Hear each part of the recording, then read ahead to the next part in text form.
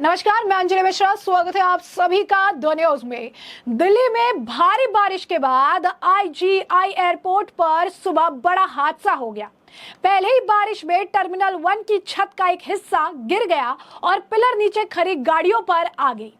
इस हादसे में एक व्यक्ति की मौत हो गई जबकि 6 लोग घायल हो गए। हादसे के बाद हालात का जायजा लेने के लिए केंद्रीय नागर विमानन मंत्री राम मोहन नायडू खुद टर्मिनल 1 पहुंचे और अधिकारियों से तमाम जानकारी ली।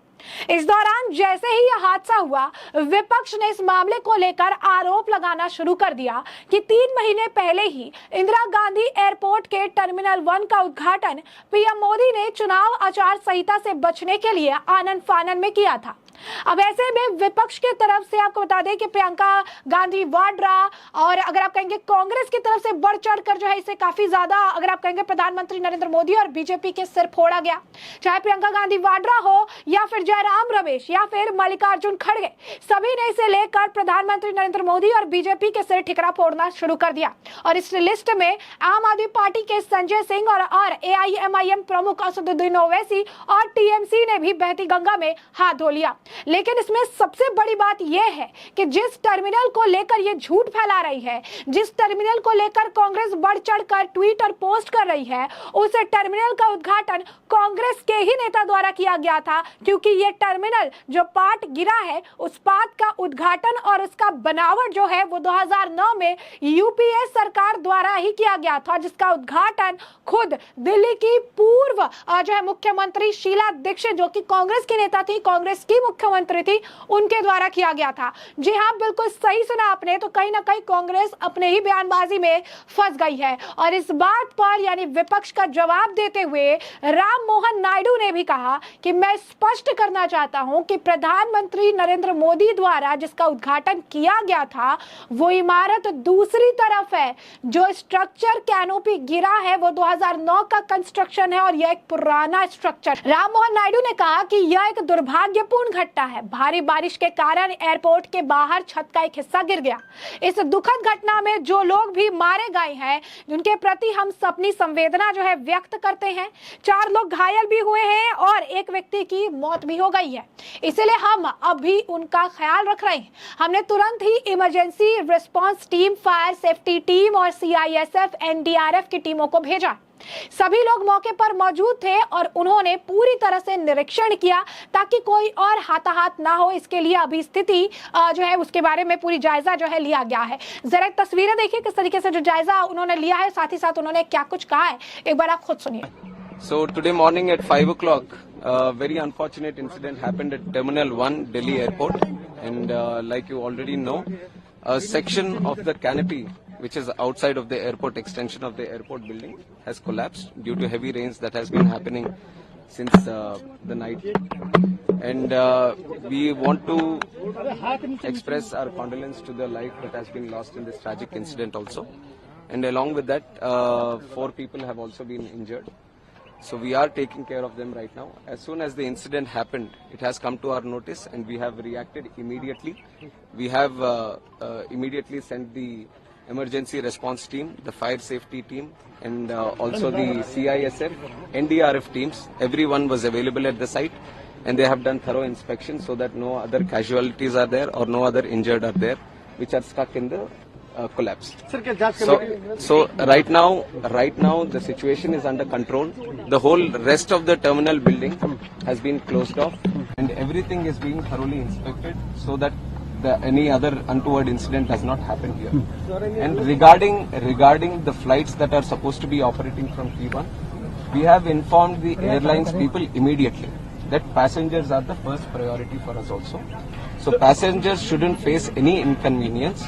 So till 2 o'clock, the flights have been cancelled because an immediate alternative was not able to be established here. So till 2 o'clock, the flights have been cancelled, and whatever flights have been cancelled, the passengers have been told that there will be full refunds to them. And other than that, if they want to travel in an alternative route, that is also being provided. And from 2 o'clock, whatever routes are being operated from T1 have been diverted to T2 and T3. So necessary arrangements are being made at T2 and T3 so that the passengers wouldn't face any convenience as of such. Sir, GMR As per- operates this as per- operates as per this the- terminal. Yes. Have you sought any clarification from them, because this structure is of This- 2009 and in Yes, 15 years yes. it has collapsed? Like you have said, this structure has been built in 2009, and what we have asked the DIAL, Delhi International Airport Limited, also is to do a verification inspection from their side. But we are not just leaving it up to themselves.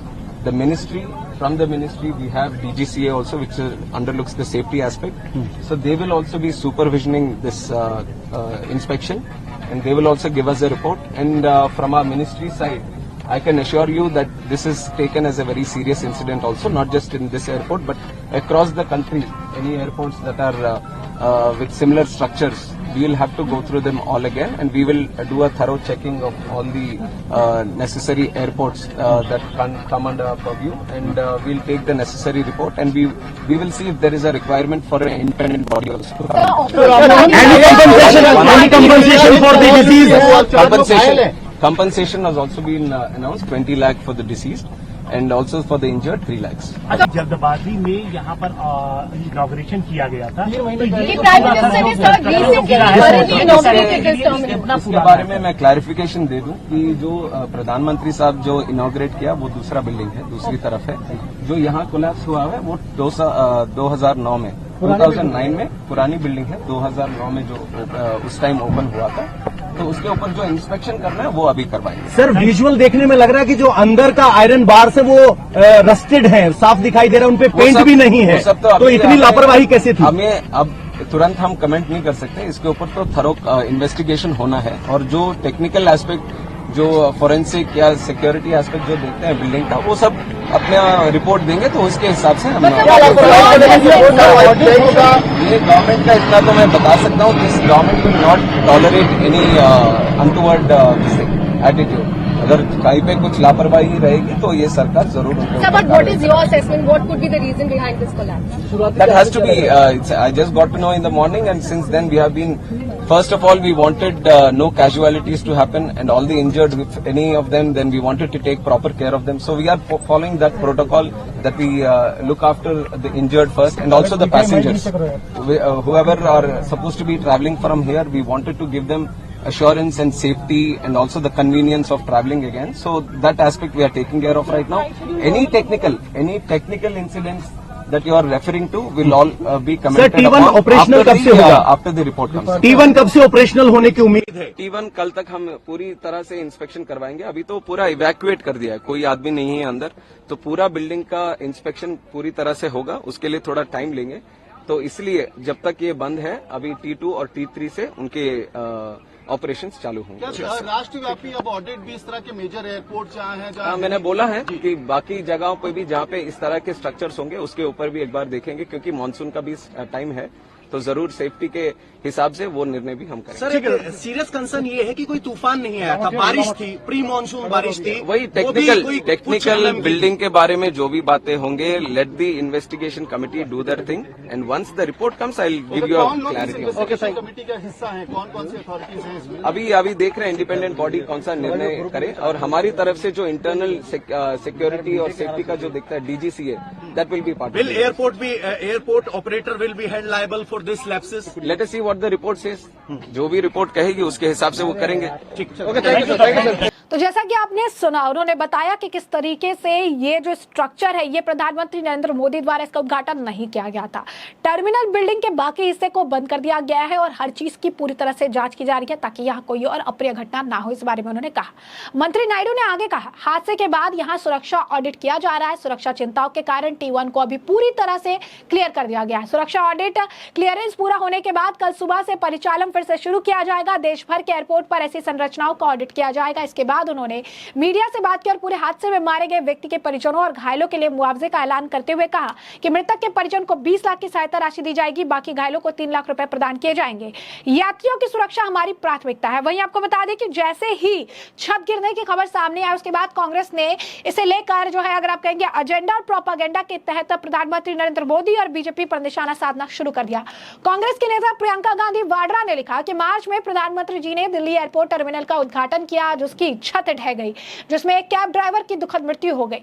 3 महीने पहले प्रधानमंत्री जी ने जिस Jabalpur airport का उद्घाटन किया उसकी भी छत ढह गई। अयोध्या के निर्माण कार्यों में खस्ता हाल पर पूरा देश जो है दुखी है। यह भाजपा का चंदा लो और धंधा दो का भ्रष्टाचारी मॉडल है, जिससे अब पर्दा उठ चुका है। उन्होंने कहा कि प्रधान उद्घाटन मंत्री जी क्या इस घटिया निर्माण कार्य और इसकी भ्रष्टाचारी मॉडल की जिम्मेदारी लेंगे। वही आम आदमी पार्टी के नेता संजय सिंह ने लिखा, बड़े जोर शोर के साथ प्रधानमंत्री जी ने टर्मिनल 1 के इसी हिस्से का उद्घाटन किया था, जो आज धड़ाम हो गई और 3 लोगों की जान चली गई, कई लोग घायल।